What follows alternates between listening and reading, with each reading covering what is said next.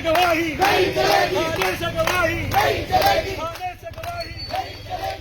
दोस्तों नमस्कार, विकल्पवाणी सच्चाई की खोज में आपका स्वागत है। दोस्तों, दिल्ली के अदालतों के सामने सड़कों पर बड़े स्तर पर वकील एलजी के नोटिफिकेशन के विरोध में प्रदर्शन कर रहे हैं। यह पूरा मामला 13 अगस्त से शुरू हुआ, जब दिल्ली के उपराज्यपाल बीके सक्सेना ने पुलिस थानों से वीडियो कॉन्फ्रेंसिंग के जरिए गवाही और मौजूदा सबूतों को पेश करने की अनुमति देने का आदेश जारी कर दिया। इस आदेश से नाराज वकील दिल्ली के अदालतों के अंदर और सड़कों पर विरोध प्रदर्शन शुरू कर दिए और हड़ताल पर चले गए। आपको सनी देओल का दामिनी फिल्म का वह डायलॉग याद होगा, मिलोड, अदालतों में तारीख पे तारीख, तारीख पे तारीख और तारीख मिलती है, नहीं मिलता है तो इंसाफ। ये डायलॉग जमीनी तौर पर हकीकत है, क्योंकि देश की अदालतों में 5 करोड़ 29 लाख मामले पेंडिंग हैं। इनमें से सुप्रीम कोर्ट में 86,742 मामले पेंडिंग हैं।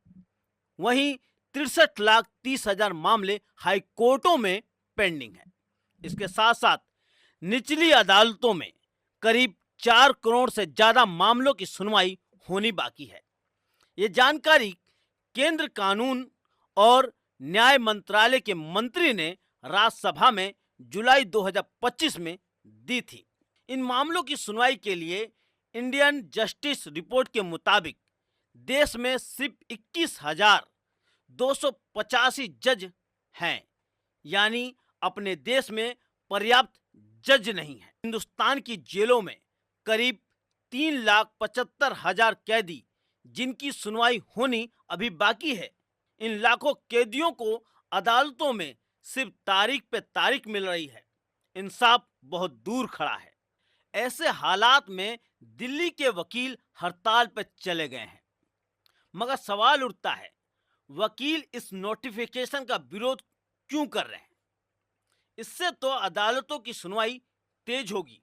इस विषय पर साकेत कोर्ट के बार एसोसिएशन के प्रेसिडेंट श्री राजपाल कसाना जी से हम बात करने पहुंचे हैं।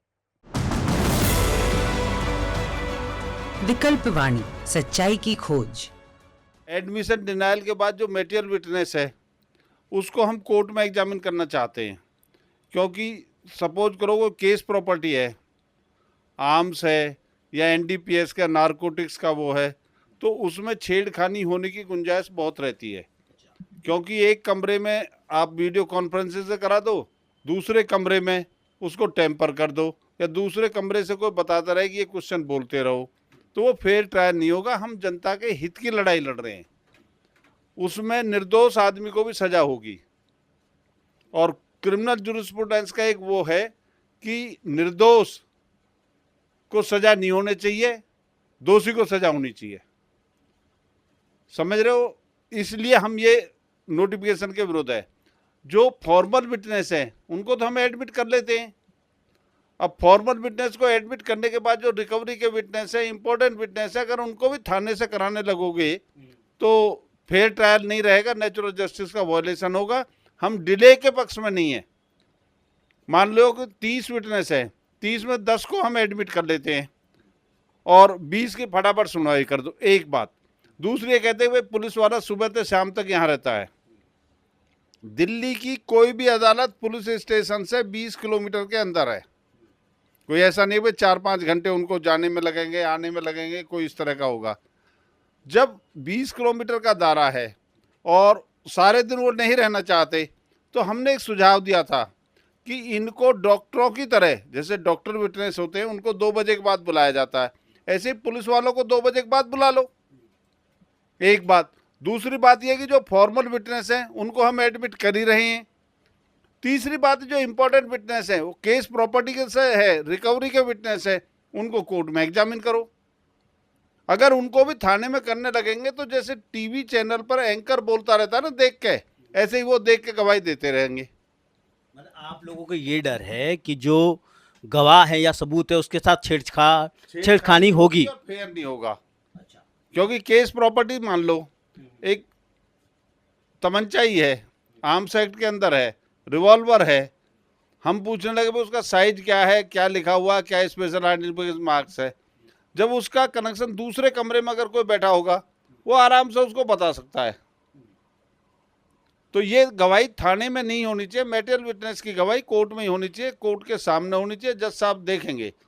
तीसरा मुद्दा इसमें यह है कि जो गवाही दे रहा है उसका चेहरा बता देता है कि कितना झूठ बोल रहा है, कितना सत्य बोल रहा है, उसको भी कोर्ट नोट करती है। अगर वीडियो कॉन्फ्रेंसिंग से है तो ऐसा कुछ वो नहीं कर पाएंगे जज साहब। तीसरा ये भी है। और चौथी बात ये है कि ये कानून नेचुरल जस्टिस के खिलाफ है। वही तो एफआईआर करने वाले, वही इन्वेस्टिगेशन करने वाले, उन्हीं के यहाँ गवाही हो रही है। तो हाउ इट इज पॉसिबल कि भाई कोई फेयर ट्रायल होगा, नेचुरल जस्टिस होगा? तो हमारी लड़ाई पब्लिक के लिए है, हमारी लड़ाई अपने लिए नहीं है। वकील पे कोई फर्क नहीं पड़ता, वकील को तो फीस मिलेगी, चाहे थाने में एग्जामिन करा लें या कोर्ट में करा लें। पर हम ये है कि जो आने वाली पीढ़ी है वो दुखी होगी, और ये कानून एकदम नेचुरल जस्टिस के खिलाफ है। मेरा सवाल ये है, जिस तरीके से अभी हम सबको पता है कि 5 करोड़ से ज़्यादा केस अदालतों में पेंडिंग है, इस तरह के अगर कदम नहीं लिए जाएंगे तो फिर कैसे ये केसों को हल किया जाएगा सर? देखो, दिल्ली की अदालतों का जो मसला है, यहाँ पेंडेंसी कम है। जो दूसरे स्टेट्स हैं उसमें 100 किलोमीटर से गवाह आता है, उनका तो कर सकते हो आप, पर दिल्ली की तो सारी अदालतें 20 किलोमीटर की रेंज में हैं।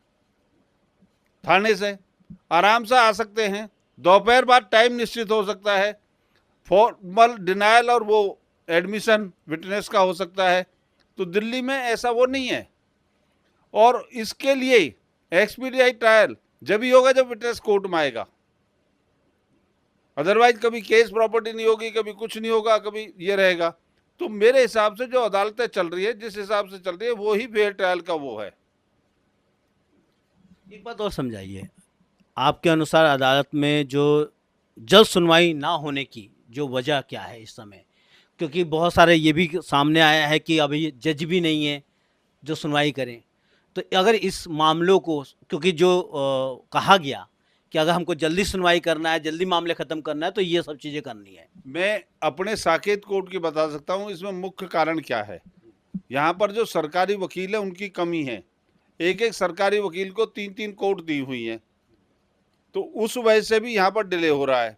वकीलों के पार्ट पे, डिफेंस काउंसिल के पार्ट पे कोई डिले नहीं है यहाँ पर। दोस्तों, अभी आप लोगों ने राजपाल कसाना जी की बातों को सुना। हम सब जानते हैं कई मामलों में गवाहों और सबूतों के साथ छेड़छाड़ के मामले सामने आते रहे हैं। ऐसे हालात में वीडियो कॉन्फ्रेंसिंग के जरिए गवाही और मौजूदा सबूतों को पेश करने का एलजी के नोटिफिकेशन पर वकीलों का शक करना और उसका विरोध करना जायज़ लगता है। और दूसरी बात, हमारे देश की अदालतों में 5 करोड़ से ज़्यादा पेंडिंग मामले हैं, जिसके चलते लाखों लोगों की सुनवाई नहीं हो रही है। वे बिना सुनवाई के ही देश की जेलों में सड़ रहे हैं। इसलिए पर्याप्त न्यायाधीशों और सरकारी वकीलों की भर्ती करना सही लगता है और करना ही चाहिए, ताकि पेंडिंग मामलों की सुनवाई जल्द से जल्द हो और इन मामलों में बेगुनाह लोगों को इंसाफ मिल सके। इसके बारे में आप क्या सोचते हैं, आप क्या समझते हैं? कमेंट कीजिए और देखते रहिए विकल्पवाणी, सच्चाई की खोज।